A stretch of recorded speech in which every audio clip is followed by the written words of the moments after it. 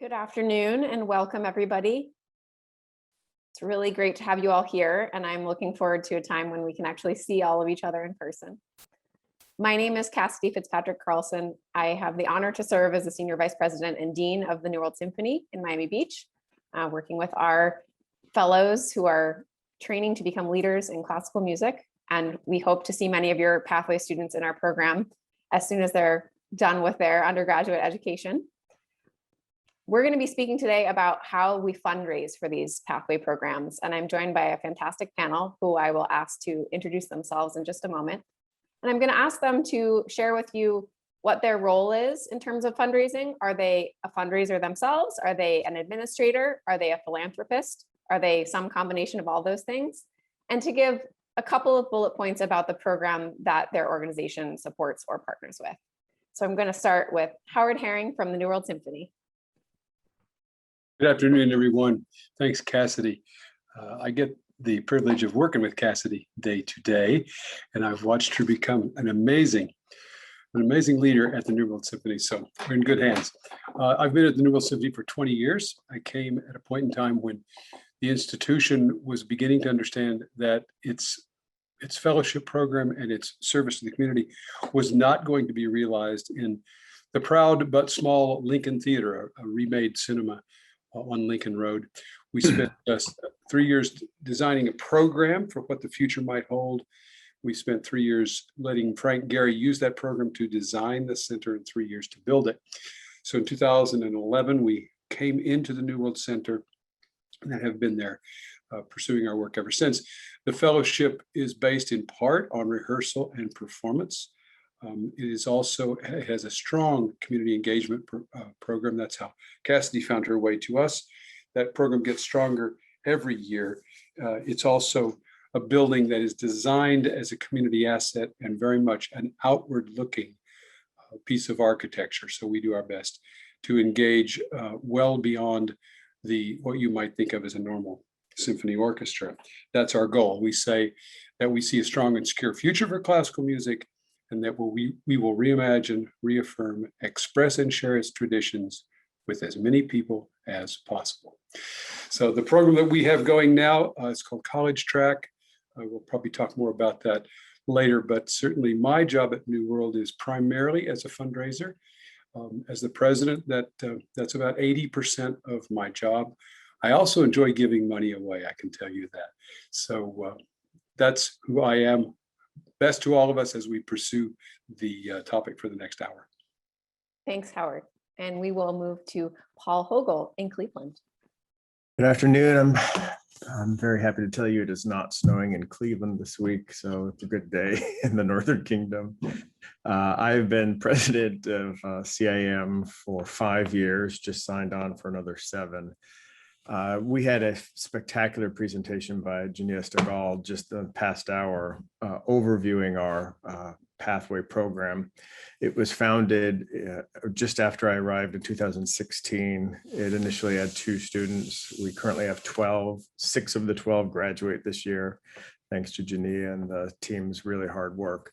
Our pathway program fully integrates those students in with our young artist students and our pre-college training. So they are in a stream of pre-college learning that we do in various sectors of the school. So it's quite well integrated. And my role, as Howard said, is his role is predominantly fundraising, community to develop in the sense of trustee and community support of the programs. But when people see Howard and me coming, unfortunately, they see us asking for money. And some days that's really okay because it's an honor to serve such a great program. So thanks for having me.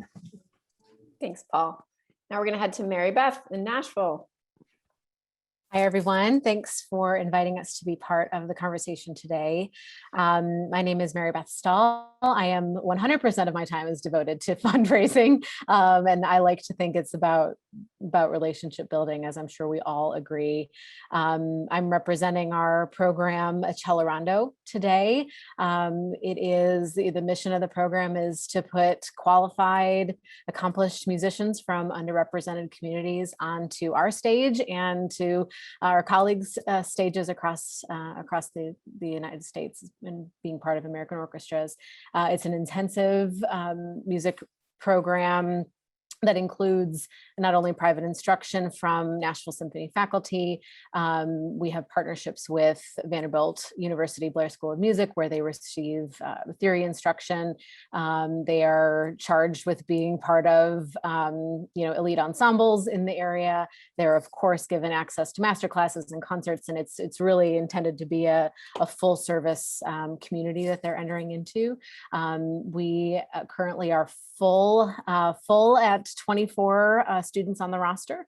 We have graduated, I think it's 6 now, 5 or 6 students who have graduated over the past couple of years, and we're in the 5th year of the funding for the program. So look forward to getting into the conversation with you all today, and hopefully helping to inspire those who are attempting to launch a program. Thanks.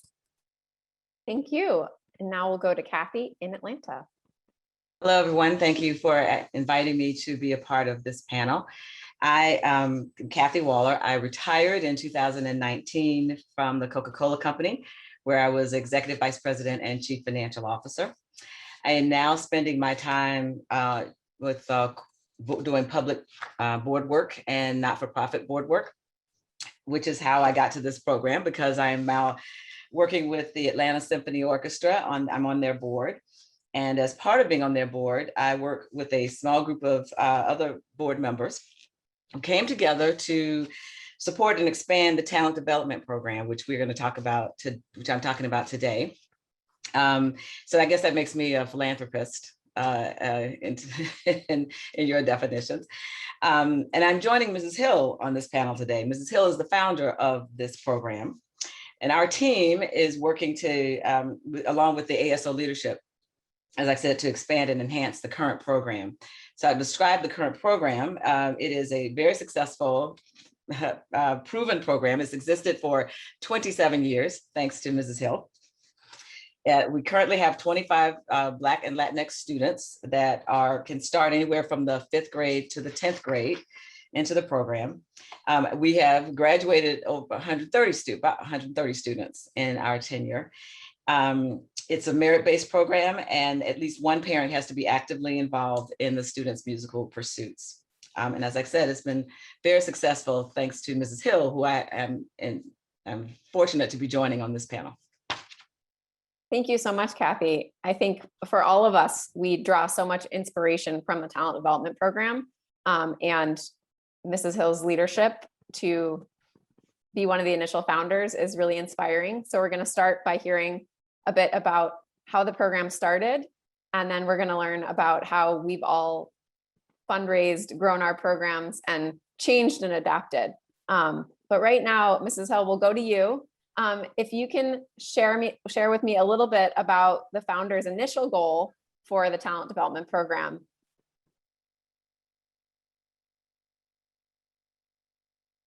Right. Yep. I am Azira Hill. I am a registered nurse, a mother and grandmother and great-grandmother, and I love children and I love music. And I have been a volunteer for Symphony for more than 30 years. The talent development started as a group of people who were concerned about attendance at concerts. So we started working about what can we do? And some of the questions came, and talent development developed from there. Because we thought that we have these children, we had the parent, and it worked. And because the students were required to attend so many concerts. So that was the beginning. And we have been very successful. And I am charged for being to start it, but it really took a number of people. And it was a wonderful ride. Thank you. When you and I talked before this conversation, you described to me about your grassroots efforts in your early days of fundraising. Can you tell me and the group about that? Right. We did not have a fundraising activity as such. But we met very often, and we talked, and we invited people, everybody who was interested in music. And so it developed from there. And we had many, difficult times, but we overcame everything, and everything flourished. Everything was, there was a lot of enthusiasm. And so we had been very, very successful. But it's been exclusively through friends and friends of friends, and we were not allowed to approach any organizations. And so we went to churches and just the community. Fantastic. And can you tell me about some challenges that you faced in the early days of talent development program? Well, some of the challenges were rejections because the organization did not understand fully what we were trying to do. But we were fortunate to get help from all of the colleges around the city, a lot of music teachers and professors. And so we came up with a plan, and we had everything completely clear. And finally, they told us, well, this looks good, but you're gonna have to raise the money. So among ourselves, we raised sufficient money to help to work for 5 years without having been accepted. We used in the community music teachers and whatever other resources we could get. And finally, was accepted. We started with 10 students. And so you didn't have to worry about the money because it was there. And so just continue to, reach out for the churches and other groups that we belong to. And so we were very, very successful. I think that's such an important theme here as fundraisers, as philanthropists. Our job is to tell stories to different constituents and help them understand the value of programs. Right. And it's also part of our jobs to help build consensus behind a central mission, right? So those are all themes that Mrs. Hill was just touching on. I would love to know, as a philanthropist with your time and your resources, especially in the early days, what were your personal motivations for working on the talent development program? Well, personal motivation, as I say, was the audience, because did not reflect the community. And when we thought that, if we have students with children, we would have the parents. So that was really what was very, very strong. And the students were required to attend so many, they still are, to attend so many concerts, and not only that, but even write about it. So which was another issue, because then that require more attention and mentoring. Fantastic, thank you. I think we've heard from in the session previously that Paul mentioned from those who are running pathway programs that there are different goals for pathway programs. Some are focused on transforming students into professional musicians. Some are focused on building students' confidence levels. Some are focused on a bigger educational goal. And also institutions may have other goals alongside the students' development, such as audience development. So it's really important to hear that that's been a theme since even the origins of the talent development program. I would also really like to know, Mrs. Hill, how over the course of the 27 years have you seen the talent development program influence the Atlanta Symphony as a whole? Well, it influenced a great deal. In the first place, it helped them to understand the importance of inclusion and in every aspect, and that is still very important. And the students that we focus on were successful in many ways, and so that brought honor and to the symphony, and they were finally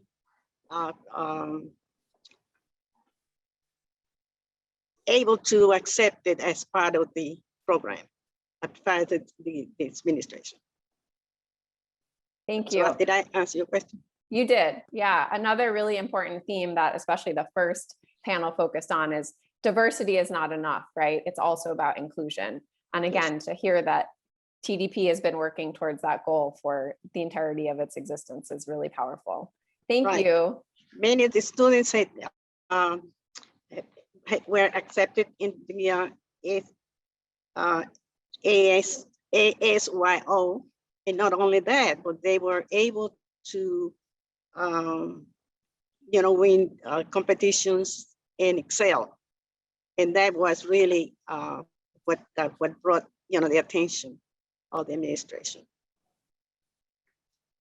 Thank you. So we've heard a lot about the talent development program. Now we're going to talk a little bit about where each of our programs are in their life cycles and where our funding sources are and if that has changed over time. So I'm going to help Howard out a little bit with College Track to give the basic facts because we're the baby program of this group. The College Track Mentorship Program is in its second official year. It grew out of I would say, haphazard approach of helping students who found their way to us. And now we have a studio of 5 students who are from backgrounds underrepresented in classical music and also have a demonstrated financial need to be able to take private lessons. And we have borrowed, because imitation is the most sincere form of flattery, from many of our esteemed program colleagues here to try to come up with what we think is the best fit for our South Florida students. So it's a mixture of academic resources, financial resources, private lessons, master classes, and wow, we're learning a lot as we go. So I will toss it over. We had 2 seniors graduate this year. They started the program as juniors and both are headed to college in the fall. So we're really happy to be able to say that. And I will turn it over to Howard to talk about how our funding works. Sure. Mrs. Hill, you were talking about your students achieving, and certainly that lends credibility to any program. And that was the case with us. Haphazard was the nature of our program in the beginning, but all of a sudden we were transitioning young players to major music schools, New England Conservatory and University of Michigan, Eastman School of Music. And at that point, one of our trustees, Dorothy Terrell, asked Cassidy and me the question, what would happen if you expanded it? Could you serve more students using the fellows? All of our fellows have some form of community engagement responsibility. So using our fellows and using a structure that might be more effective and more efficient. Cassidy designed that program and we presented it to Dorothy and she said, let's go. So she gave us a 3-year significant grant, 6-figure grant to pursue this. And that is what is creating the structure around these 5 students as they move through each academic year. The trick to the fundraising, I mean, we all know this because we do it every day, is to, first of all, have a credible program, then build a network and tell the story and hope that you have some enthusiastic responses from your prospects. And the anecdote that I will add here is that Dorothy actually reached out to us after an email that we sent on behalf of one of the students who was fundraising with a GoFundMe for his own instrument. And she said, tell me more about this. Are there more students that you know who need help? And that's how the conversation started. So don't, there's a lot of power in those little emails that we all send, right? So let's head over to Maribeth and hear about Accelerando's fundraising, its life cycle, and if there are any challenges that you've encountered in terms of fundraising.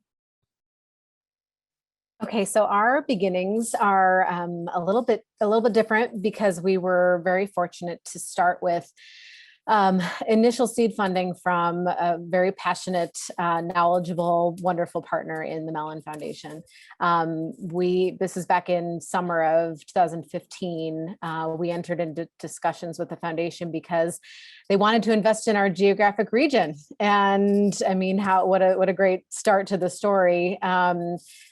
And they were seeking partners in this arena of equity and diversity and American orchestras. And so they wanted to invest more in in the South. They asked if we had, projects that we were working on. And fortunately, we had this internal dream that aligned very, very wonderfully with their funding priorities. And this is important, I think, because the dreams that our team had were very authentic to where our orchestra was and where we're trying to go. And that's, if I have one takeaway as we move through this conversation, no matter the size or scope of the pathway program that you might be trying to design, is the authenticity within the mission of the organization and meeting the needs of the community, certainly. So Nashville as a region is changing rapidly and on its path to, I think by 2040, we're projected to be a majority city. And so the orchestra is really trying hard to identify and meet these challenges and keep moving forward. So our challenge here in Nashville in terms of developing a pathway program of any kind was, and working with Mellon to design this program, was moving a little bit younger than the collegiate level, which historically is kind of where their funding had been focused. And so we really wanted to focus on starting in the age range of the 5th grade to 12th grade. And so the most wonderful thing I think about entering into this partnership with Mellon is that they brought so much more to the table than just the funding piece. The advice, I was rereading some emails and some initial conversations that we had in preparation for the chat today. And they reminded us about seeking legal advice, about pitfalls to avoid, advice on how to talk about diversity and inclusion. We were, as an institution, really just at the very beginnings of our foray into making this important to us. So they've been a real true partner. And what else? The timeline. This is happening in 2015. Truly, the program began in 2016 in terms of recruiting and auditions, and the first cohort began. And so we fortunately are continuing that conversation and have been awarded our first funding round ended here in 2021, and we have been successful in renewing that. So the funding model is initially was about 70% Mellon, 30% on the Nashville Symphony. And so over time, we designed it with them that the majority of their funding would come into play up front, and over time as we grew the reputation of the program, and we're able to talk to building relationships out in the community for it. Really, we started fundraising for a matching gift component, which is about 30% of the overall award in the third year, really. And so we have been fortunate to meet that matching gift component here in years 3 through 5, and are excited to continue to form those relationships out in the community to kind of meet the gap as we move forward into having a full program of 24 students. Did I hit all the points? You did. Thank Okay. you. Thanks. So we'll go to Paul and hear about where you are in the life cycle, what your fundraising mix is, and any challenges. Any challenges I could take all day. And by the way, Mrs. Hill, I enjoyed your synopsis of the experience that I lived through for 10 years. It's very entertaining to hear it delivered so beautifully and so diplomatically. And that's all I'm going to say about that. But thanks for laughing. I would say our program is in its teenage years, all arms and legs on prom night. We have these 12 students. I believe that we could easily grow that in a significant way and still maintain the intimacy of the relationship, because at the end of the day, we're embedding our fellows within a conservatory, which is replete with students younger than this and older than this. So that's the best thing about our program, is what we've done is take the pathway of learning that we already do, and we've focused on a particular set of communities. When it comes to the fundraising, since this is where we spend so much of our time, I think there are two ways to think about this. And my guess is Howard would find this to be logical too. one way to fund these programs is to kind of isolate it as a pilot and raise money for it independently and identify a period of time before it kind of gets its sea legs underway. And then you make a kind of an executive team decision with your volunteers, your donors, and your staff. Can this now be kind of inculcated into the operation? Is it so close to the core that it's now just going to be part of who we are? So that's one way to do this. And by the way, either of these two strategies can work very beautifully. It really depends on how you analyze your situation. The second is, and I would say, I think this is really more what we did. It was just by force of will. We said from the beginning, we were going to make this part of what we do, and we would add it to an already set of aggressive fundraising. We did not have national support at the beginning. In fact, today, thanks to the Angel Foundation, there are only national support. This is an entirely locally supported program.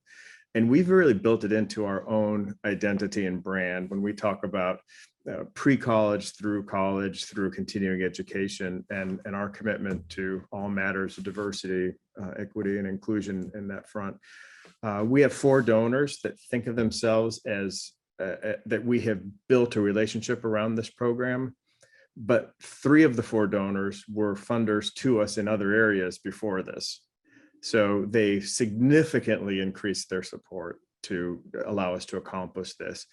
But 10 years ago, all except for Angel, 10 years ago, they were all generous donors to the Institute. So this is why I think in our case, adopting it immediately into the very essence from a budget, from a strategy standpoint, was the right call for us. But what you hear from Mrs. Hill was a journey of pure force will until the organization realized that we should open our arms and our hearts and wrap ourselves around this, and we could do more together than we could kind of elbowing each other. That's another way to do it. It's not quite as much fun as bringing it right in, but that's how we approached our fundraising. Thanks, Paul. Sure. And Kathy, if you could speak a little bit about what's happening with the talent development program in its 27th year and the new fundraising strategies that you're working on. Sure. So as you heard from Mrs. Hill, how it started. So in 2011, it became a serious pre-professional training program. And as a result, that obviously was much more expensive. What you didn't hear from Mrs. Hill was that the initial funding, as she said, they went to churches and from the community, but also a very generous gift from Mr. and Mrs. Hill helped to fund this program over these years so far. And that gift, endowment, has grown and has continued to support this program. And so my small group of board members, along with ASO leadership, are working to take it to the next level and expand the program, where it would be 20% more students, where we would have the ability to not only get them through high school into a conservatory or music school, but also give them some level of mentorship and support through music school, because as you know, they go from this very supportive environment that they're in to a much more competitive, certainly non-supportive environment. And a lot of them are in tackling, issues of, racism or at least certainly not feelings of not belonging. And so we believe that we could expand this program and to assist with these students, with our alums as they go through college. Certainly there are fundraising challenges. I would think about the most significant one that we have to work through as we can think about expanding is, ASO is one of 3 arts partners as part of the Woodruff Arts Center. And we need to, as we are fundraising for this organization, we need to make sure that we are getting incremental dollars, right? That we are not taking dollars that either from ASO for the basic program of ASO or from any of the other arts partners, frankly. And so we've been working on programs and we got some assistance from a group from Bain to help us design kind of an approach to go after additional incremental fundraising dollars, if you will. Thank you. So being aware of our audience, I know that many of you may not be associated with as large of an institution as those that are represented here. But I hope that what you heard was that there are many different fundraising models that can all be effective. So we talked about trustee support. We talked about foundation support, both locally and nationally. We talked about finding specific donors who believe in your mission. We talked about an endowment gift. We talked about incremental dollars. So I would encourage you in your question and answer section, if you have questions about any of those specific topics, to please let us know and we can focus our efforts there. Everybody on this panel has different experiences with all of those mechanisms, and we'd be happy to dive in deeper. So when we get to it, let us know what's on your mind. We danced around this a little bit, and I was going to save this question for later, but now I want to talk about it since Paul talked about it and we've kind of brought it up. How do you balance your fundraising priorities for your institution in terms of fundraising for a specific program like your Pathway program and your annual fund or general operating that helps keep your doors open, helps keep your mission going? Who would like to speak to that? Well, I can tell you, start with, as you're thinking about that, how we are approaching it, because we, obviously need to make sure that we aren't taking any dollars away from the other programs. And we believe that there are, certainly people who are focused on DE&I, diversity, equity, and inclusion, that we can go after. And then we have segmented those donors into those focused on diversity, equity, inclusion singly, those that are thinking more about kind of being an arts promoter and a DEI ally, if you will, and those who are focused on educational programs and a DEI ally. And so we are focusing our approach to go to each of those three different types of segments of donors. And that, again, looking for incremental dollars. So sometimes we will go with the Woodruff Art Center in fundraising. So if there are donors that are not aware currently of the programs or have not given money towards the programs today, we could go with the Arts Center and kind of introduce the totality of the program and then focus on the DE&I initiatives, right, as you will. Or we can go with them and knowing that they've already given money, but asking for incremental dollars. Kathy, I so wish you would have been there when I was there. I wish I would have known you. Because what she has inferred is a really important point, and that is, don't have a scarcity mentality. There are 10 million people on the connector in Atlanta every day driving to work. You cannot tell me we have tapped every prospect who might be supportive of the Art Center, of the orchestra, and the TDP program. You just cannot convince me of that. So when you start with that attitude, then it is a matter of kind of business practice.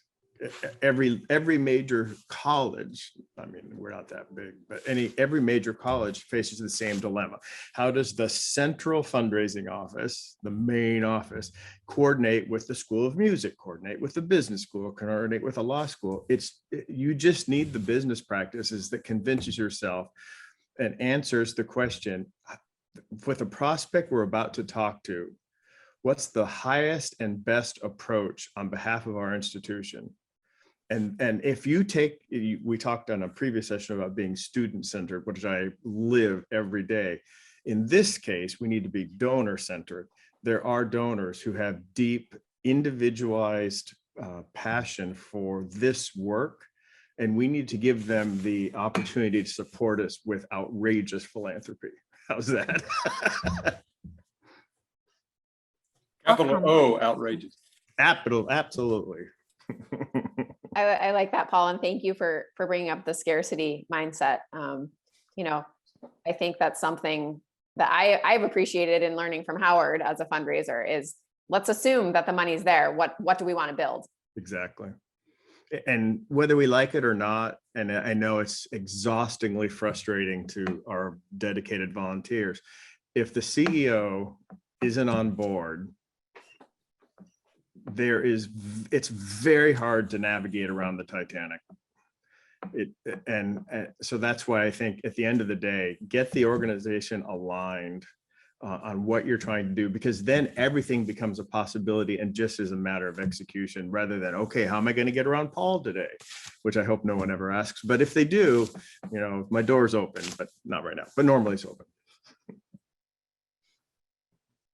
I would just comment too, immediately when this program became a viable idea, when it launched at the very beginning, it was embraced wholeheartedly as part of, back to what the gentlemen are saying, that, you know, at the core of who we want to be and what change we want to make in the world. And when it comes to getting to know our donors and the possibilities of what they may be interested in and being able to start to tell this story, that's when we started to move from it just being a Mellon funded project to starting to build mini campaigns around the matching component and trying to find a funder for the summer study, intensive study opportunities. And a lot of it, I think, started to come down to who, as the program started to have an identity of its own. You say a cello rondo and you teach people how to say the word first. when everyone starts to say a cello rondo correctly, then we know we're speaking the same language here.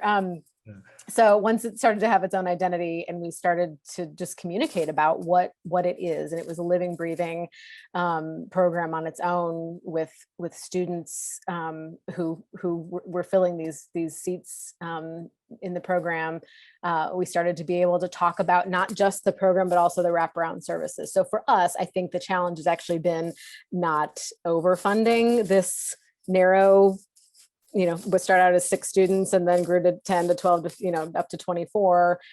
But also this is now an opportunity. Okay, now you're interested in what we're doing in the education space. Let's talk about everything else that we're doing, because that's another million we have to fund. So, so that's more kind of been our approach as we're trying to fill the funding gap.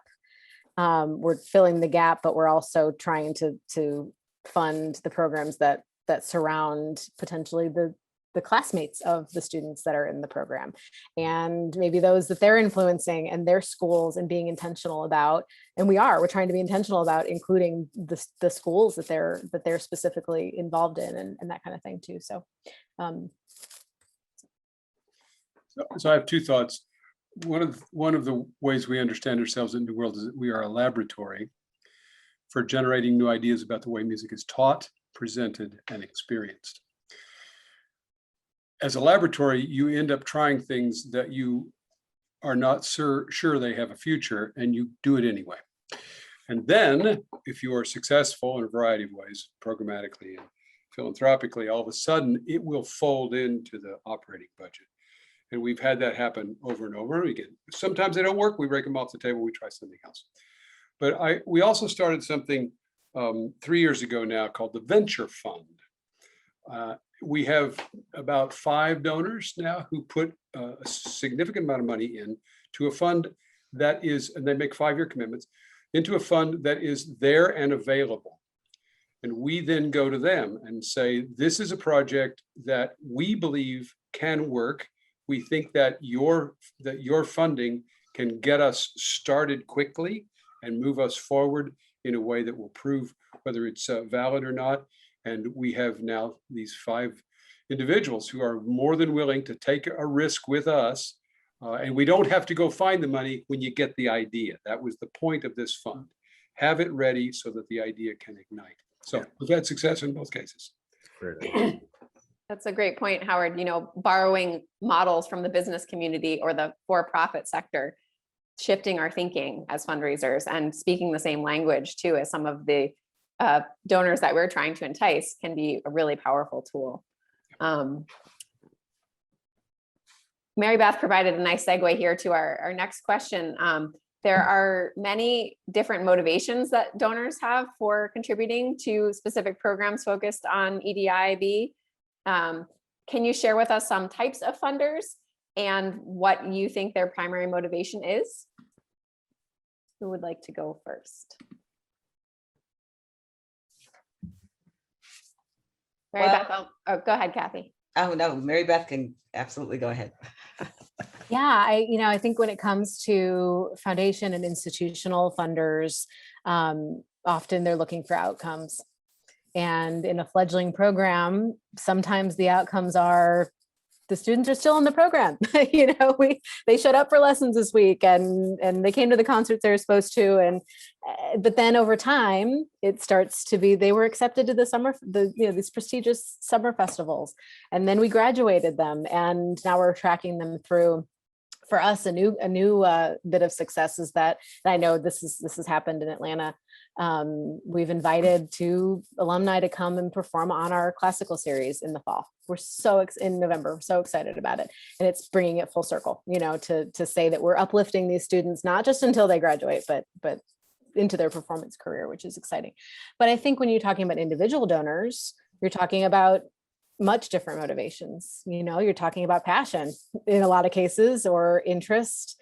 And that's the best. I'm sure everyone on this call can understand that moment when you marry together their interest and their passion with something that we're actually trying to accomplish. And I'll go back to what I said in the very beginning, to not be led astray potentially by a funder's their interest in outcomes or their passions if they don't align with what your institution is really trying to accomplish, and try to make sure that they're meeting you where you need to go, where you want to go. I would say with all of our community engagement work, the motivation that is strongest and produces the most benefit for everyone is the understanding on the part of the funder that talent is randomly distributed, but it is not supported in that way. And that is a simple fact of life.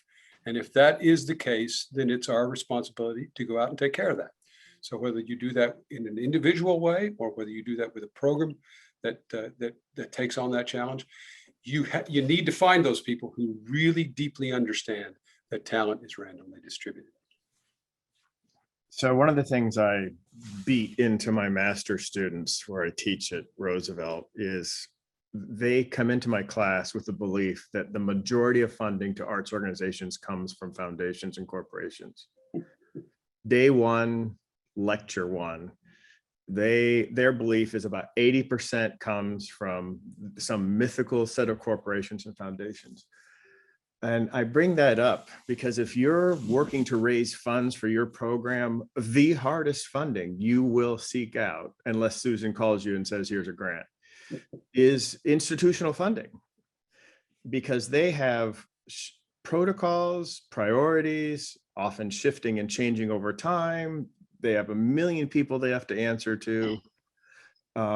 They cannot make a decision with any efficiency. They're just not built that way. That's not their machine. Spectacular intellectual partners. In contrast, I can open my door in my office right now and ask the first 3 people I see for money, and the chances are one of them will say yes on the spot. So this is a basic of fundraising. Involvement begets understanding, understanding begets passion, and passion begets the opportunity, the privilege to ask somebody to join you in supporting it. So if you're thinking about building a base of support, kind of a long time durable base of support whose priorities are unlikely to change, build a group of real individual advocates, certainly to complement your institutional support. And that's what we've tried to do. I just find talking to individuals more fun, and their passions are wide ranging, as has been said. But youth sells, so it's the potential of the future is almost universal. Who doesn't want to help the future be invested in today? It's a great message. I think that we are offered a very unique opportunity right now with those very difficult institutional investors, right? Those corporations and those family and corporate foundations, if you will.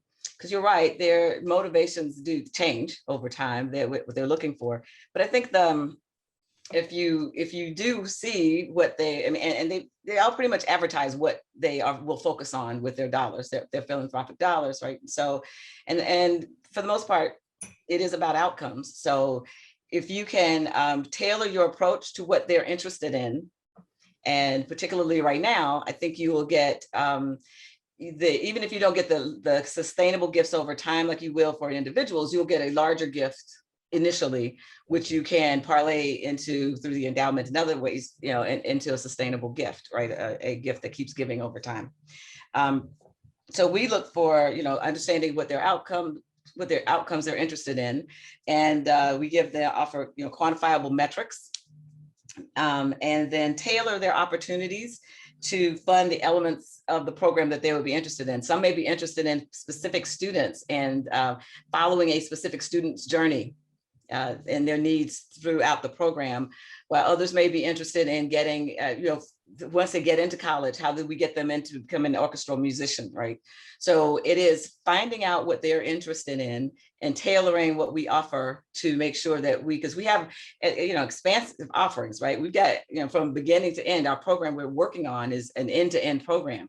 So I can take you and tailor my elements from a 5th grade student through an orchestral musician, right? And we can figure out what it is that you're interested in, and then we can tailor a program that would be of interest to you as a funder.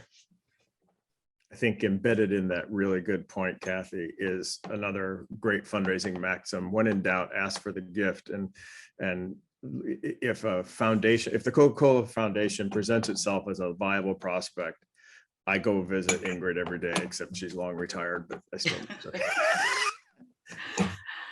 So this topic actually aligns nicely with the question we got in the question and answer box about what is crucial information to share with a donor, and how do you construct that first meeting?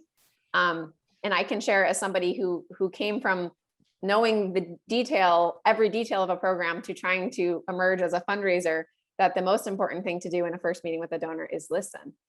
And I've learned that from some masters who are in this room. So to answer your question, the first thing you want to do in your first meeting is listen to the donor. And hopefully those motivations that we just shared, such as outcomes of your program, passion, potential of the future, geography in Nashville's case, and other things will present themselves. And then you can tailor your ask and your presentation based on what you learn from listening. Yeah, Kathy makes a really good point about the institutions here. They're unambiguous about what the priorities are. It's two-dimensional. Read what they say and look what they fund. It's right there in front of you. Individuals are more complicated. Great book, The 7 Faces of Philanthropy, if you want to try to intuit what people see as their own motivation. That writing is very interesting. But you're right, Cassidy. It's just, you gotta give the donor space to talk themselves into the gift. So and I think having been on that side of it as well, part of Coca-Cola, I think the first thing you don't want to do, if you can build a relationship first, that's awesome, right? Totally. Don't walk in the door asking for something unless you've got a relationship with people. Yeah. That is very important. Yeah. Great point, Kathy. Maribeth, do you have something to add? Yeah, I was just going to say that the thing that I love to do is to involve the education staff, the education team, the program people who are putting the program together, who are talking to the students every day, the stories that Kimberly on our team can tell. She'll just always tell it a little bit better than I can, for sure. So it's as much as you can have that authentic conversation and bring the educators to the table. Great point. And for those smaller organizations where you are wearing all the hats, don't underestimate your power as a fundraiser just because of the passion that you personally bring to your work as an administrator or in developing this program. That speaks volumes, as Maribeth just said. And look for the power resources in your circle. My guess is Kathy can get an appointment with any corporate or private foundation in Atlanta with a phone call. And if the orchestra is not taking advantage of that ever, shame on them, because that's a relationship that's pre-established. They don't care, president, vice president, all this, they don't care. Send Kathy in and you got the call, and that's a great asset. Power of networks, absolutely. Power of network. Yeah. Absolutely. So now that we have these relationships with these funders, how do we sustain them? What kinds of materials, stories, conversations are you having regularly with your funders, sponsors, however you want to call them? I found that letting them actually meet the students is so powerful. It's hard to turn something down when you know the young person and you see their talent. And if you're someone that is kind of has a propensity to support young people, you see a young talented person, you're going to step up and try to support that person. Ditto. Yes, absolutely. Yeah. They'll tell the story. They will. There's an instinct that has to be developed in all of us, volunteers, staff, even students to a certain extent, of constancy of the relationship. There are certainly processes and procedures of doing this in a mechanized way, but some people are just naturally good at keeping in contact with a group of people or institutions they're assigned to. I'm famous for calling our funders randomly every month or so and just giving them an oral report on what's going on. No, in fact, we joke. They'll often say, you're not going to ask me for money? No. I said, don't worry, I'll do that when the time comes. But you need to know about Damien going to Oberlin this fall because you believed in us when all we had was a blank piece of paper. And the constancy of that, always thinking about involving them in the life of your organization. To you, it's routine. To them, it's an exposure into a relationship of a life that they wouldn't have otherwise had. So don't underestimate how important that is. Mrs. Hill, when you and I talked before, you told me a little bit about the end of season showcase for the students and how powerful that was. Yes. Yes, we did have several gatherings. And not only that, we kept our main contributors informed what happened to their money and show them, your investment, really, that's what it is. And everybody wants to know, when you see these students that come and stay 4 or 5 years, you want to know what happened to them. I think the conversation is important. Great. Maribeth, were you going to add something? To Kathy's point about having the students themselves tell the story, there's also a kind of a student-centric viewpoint that we try to explore about putting them into situations where they have to learn to talk to patrons, where that's good for them, right? It's good for them. We have a major donor dinner in the spring where we started, well, last year was canceled, but the year before we started inviting them and their parents to come and sit at the tables with the donors. Patrons are invited to their year-end recitals. We have, as we work toward these concerts in the fall, we have plans to partner with students who are going to be alumni who are going to come back and mentor the current students and talk to donors. And so it's not, from an exploitative viewpoint, it's more from this is really good for them. And actually, as they move into the conservatory setting, hopefully, and into being, a professional musician in the orchestra, that's what we want. We want musicians on the stage who also are part of our community and are comfortable and know that it's an expectation that you work with the audience and the patrons. So it's been rewarding. House concerts, all kinds of things that we've tried to do, and it's good for the students too. So we all have encountered funders, be they individuals, foundation, government, who focus on quantitative results.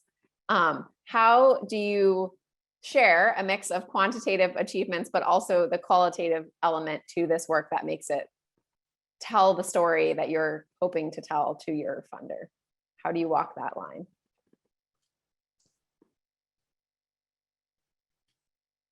So Mrs. Hill started this program, 1993. We can show success. We can certainly tell them how many students we've had through the program, how many of them have gone on, what kind of careers they've had since then. So we've and part of, frankly, getting good at this is making sure you've got the statistics, the facts to be able to share with those donors who find that to be important and need that in order to support their giving. We have an amazing track record thanks to her philanthropy. I think we have to be honest that I'll use a food metaphor that if you are someone who does not like Brussels sprouts, no matter how I talk about preparing them and serving them, I'm just not going to be able to convince you to like them. Knowing those funding prospects who at least are intrigued with what we're doing, either as a human development perspective or an arts perspective, future citizenry, or an investment in all matters of diversity, they're more prone to give us the benefit of the doubt to hear us about our statistics. Two of my major local funders are investing very heavily in very large programs. We don't fit their profile at all, except that our target student is from Northeast Ohio and the city of Cleveland, and they view this as kind of they use the word boutique investment in a concentrated way that they might have learnings that apply to others. But at the end of the day, they're so thrilled that 6 of our kids are graduating and going on to great schools, because that's what they imagined we would do when we talked to them in the beginning, which goes to the point of when you can co-create a program with a funder, they will help you with the data that they think they need to continue to be supportive. Because You're right. You're right. You cannot convince me that I will eat Brussels sprouts. See, You cook. So no matter what numbers I give you, Doesn't We're matter. continuing our theme of listening here and Yes. telling the story in the way that it will be understood. I will also say, anybody who's thinking about that, attend the assessment workshop that is happening tomorrow, because the other thing you want to do is keep meticulous records so that if you have a funder who's really interested in those things, you have that data on hand. It may not tell the story as convincingly as the qualitative data, but at least you'll have it. And I know Kate is going to talk specifically about what you should be keeping track of in your programs to make that kind of work easier down the road. So definitely tune into that. I'm curious if you would all either share some of the best advice that you've ever received about fundraising, or advice that you would give to somebody else about being a successful fundraiser. So It's about opportunity, not need. opportunity, not need. All right. Thanks, Howard. I think for those people who never raise money, they think it's some mysterious process of luck and chutzpah, I suppose. And for those who do it all the time, we realize that it's really a combination of experience that does count, and exceptional planning, like over planning and preparing, and then being prepared to shelve our enormous egos and listen to what the donor is and isn't saying, or the prospect is or isn't saying to us. Because buried in what they are and are not saying are all the clues needed to connect the dots to help them make a difference. And that's really hard to learn. So. Well, considering I am just getting into this fundraising routine and this fundraising business, and it's not my I don't consider it to be my strength. And frankly, when I thought about doing it, not the fun thing I think about doing. But I will say, having been on the other side, I will say that the best people who came to me to get funds were the people who they developed a relationship first. Yeah. They did listen. They understood exactly what my challenges were and what I needed in order to be able to make that gift. And they brought me the information I needed to speak to me, to my passions, right? Or to what I knew my company thought was important, and where we would want to put our name. So they would come to me and say, we got a great program that, would fit exactly with, how you all want to be considered in this community. And we believe you want to put your name all over this. And nine times out of 10, they'd be right if they'd done the work, which, most of them had done the work. Great point. Maribeth? Yeah, to summarize all of that, I think is authentic relationships. And it's not only really, and this is what I try to hang every hat that I have on, it's not just the relationships between the staff and the patrons, it's the relationship between the patrons and the musicians, and the staff and the musicians, and the board and the staff and the music. It's everybody together. These programs wouldn't be, if you're in an orchestral, I recognize not everyone here is in an orchestral setting, but if you are, no matter where you are, you have a pool of teaching artists, I would imagine all of these programs do, right? And having even the teachers and the faculty having relationships with funders, and it's all interwoven. But I don't want to forget the word authentic, and just bringing everything back to what we're all trying to create, that's meaningful for the institution and the funder and the student. Don't forget the student. I read an interview with Mrs. Hill about this program, and the point that I read, and which I will never forget, that she made was that she never asked anyone for money. She told them what she was doing, and her passion was the ask, and people wanted to support the program as a result of her passion. So passion says a lot, I think, and goes a long way to help convince people that to listen to what you have to say and then support your mission. We have a joke around here that probably was true in Atlanta when I was there, that at the end of the day, everyone is a fundraiser. Everyone plays a part in the fundraising process. Asking for the gift, the solicitation, that's just one step of an arc of a whole bunch of parts of an authentic relationship. Yes, of course they expect people like me to ask people for money, but they want to develop a relationship with all the other people. What's it like when they arrive on campus? How are they received? How is it prepared? What kind of details have we thought about? And that's why Mrs. Hill, it was brilliant, because she told the story. Just remember, people rarely remember what you tell them. They remember how they make you feel. And Mrs. Hill helped you feel about the potential of the future through her eyes. And that's more powerful than anything. Thank you all. That is all such valuable input, and I think will hopefully inspire others to be bold in their listening skills and their relationship building skills. So we're going to open the floor for some question and answer, and I encourage you to submit your questions through the question answer feature of the webinar. If you send us something through the chat, we might not see it. So hit the button that says Q&A.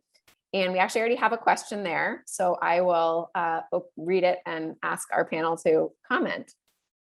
So it's a bit of a chicken and egg question. Do we raise funds in order to have pathway programs, or do we have pathway programs in order to raise funds? This person's impression is that a lot of unrestricted funds are raised using feel-good stories about young people, but that the money is not necessarily going directly to those programs. Anybody want to comment on that? I think it's a dangerous, slippery slope when you confuse your donors about how funds are being used.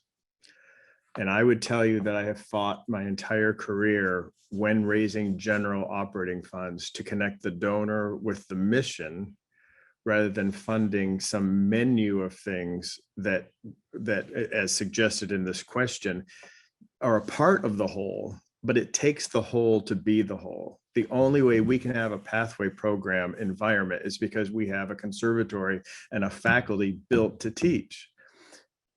And most of our programs are embedded in other large organizations.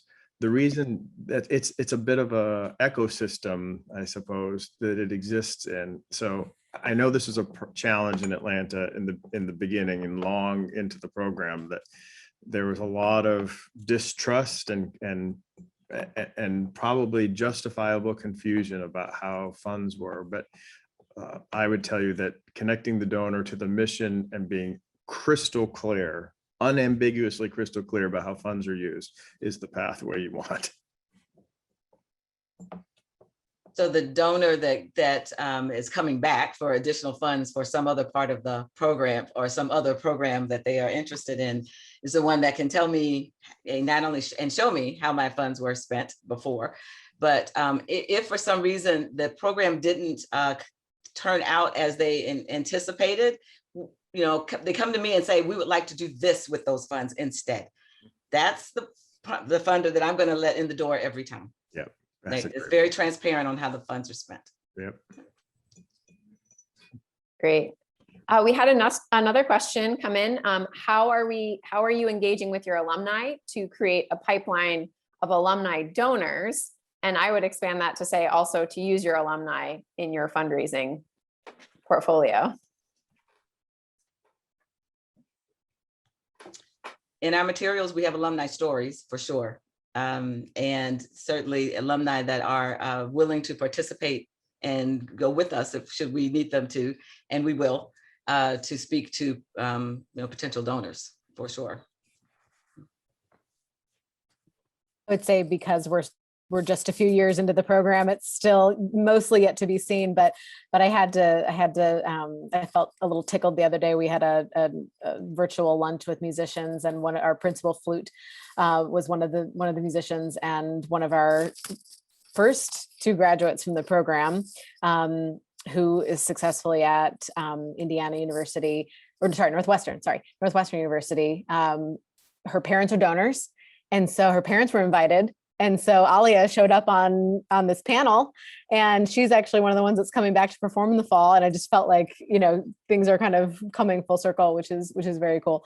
So again, yet to be seen, but keeping tabs on them, and also by, with their permission, of course, profiling, and sharing their stories. I feel like our audience has watched, in particular, this one musician, watched her grow up over the last. She was one of the very first, and watched her grow up, and now we'll all be able to celebrate her successes as she goes on. So breaking that down on the individual level, I think will be really very impactful.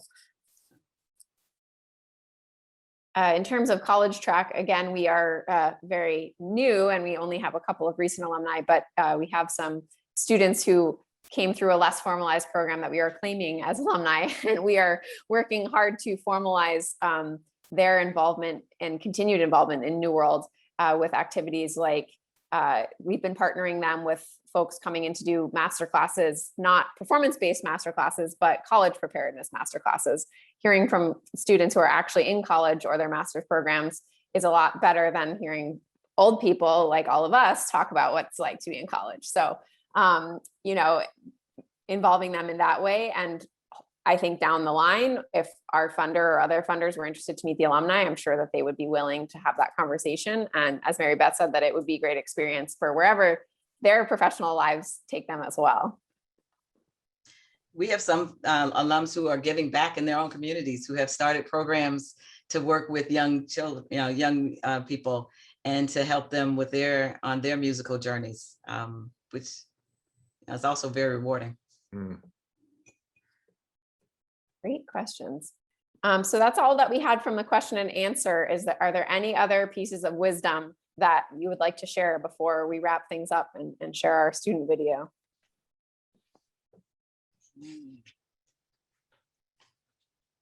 We've had such a great conversation today. Thank you for everybody. I hope that our viewers took away that there's many different models of funding, and that the funding can change over time. We heard about individual donors, we heard about foundations, we heard about corporate gifts, we heard about endowment gifts.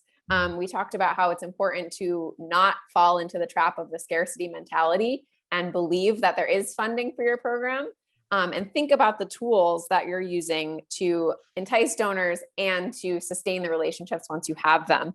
Making sure you're listening to hear what their motivations are, using techniques like involving students, making them feel like a part of the family of your organization, being very transparent with your successes and challenges with them are all ways that you can create and sustain that trusting relationship with the donors. So I want to say thank you to our panel for all of your wisdom. And if there's anything that folks want to reach out to us and ask, you can send it in the question and answer, or reach out through the Building Bridges, and we'll try to get back to you. Each of these sessions has been recorded, and it will be shared in the following weeks in case you missed anything and or if you enjoyed it so much or want to go back and watch it again. So you'll get an email about that. And it is my pleasure to close out our session today by introducing a performance from Orlandis Mays, an Accelerando student. He will be performing the first movement of Grandal's trombone concerto. And I wish you all a fantastic afternoon and take care.